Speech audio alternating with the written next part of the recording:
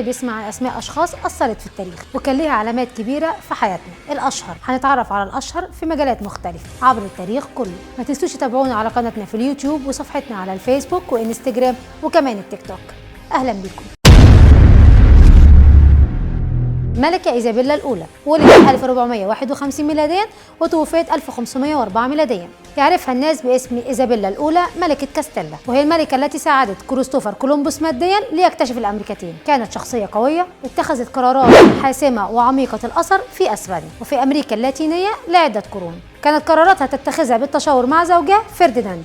كانت مكانتها أرفع من أي شيء، فكانت صاحبة فكرة، وكان زوجها صاحب الشرح لهذه الفكرة والتأييد في النهاية. ولدت إيزابيلا في عام 1451 ميلاديا في مدينة مار دي بحال في كاستيلا، وهي جزء من أسبانيا الآن. كان أخوها غير الشقيق هنري الرابع ملكا على كاستيلا من سنة 1454 حتى توفي 1474. وفي ذلك الوقت لم تكن أسبانيا مملكة، كانت أسبانيا مقسمة إلى ممالك كثيرة، وكانت كاستيلا أكبرها، وأراجون في الشمال، وغرناطة في الجنوب، ونافارا إلى الشمال أيضا.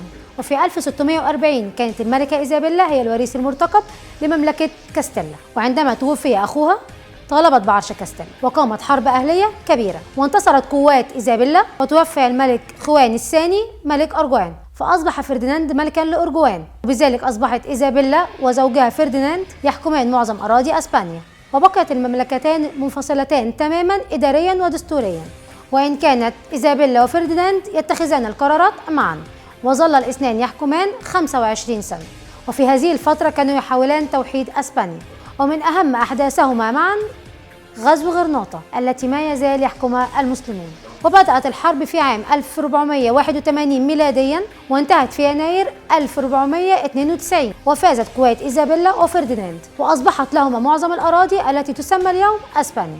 وفي أول عهدها بالحكم أنشأ الاثنان معا محاكم التفتيش، كانت محاكمات بلا محاكمة ولا أدلة، إنما مجرد الشك في أي إنسان من الناحية الدينية كان يكفي لإدانته بلا محاكمة وتنفيذ حكم الإعدام به حرقا أو شنقا أو غرقا. وكان الغرض من محاكم التفتيش هو تحقيق الطاعة العمياء سياسيا ودينيا بمنتهى العمق، وإن كان الهدف المعروف لمحاكم التفتيش هو القضاء على اليهود والمسلمين في أسبانيا، والذين تحول منهم إلى المسيحية علنا كانوا سرا يمارسون دينهم الأصلي. وفي سنة 1492 أصدر الملكان مرسوما بأن يتحول جميع اليهود إلى المسيحية أو يغادرون البلاد تاركين أملاكهم وأموالهم. وغادر أسبانيا حوالي 200 ألف يهودي. ولما استولى الملكان على مملكة غرناطة صدر مرسوم ملكي بأن المسلمون يمارسون شعائرهم الدينية، ولكن سرعان ما عدلوا عن تنفيذ هذا المرسوم، خيرتهم الدولة بأن يعتنقوا المسيحية أو يغادروا البلاد. توفيت إيزابيلا في عام 1504 ميلاديا بعد أن أنجبت ولدا و4 بنات.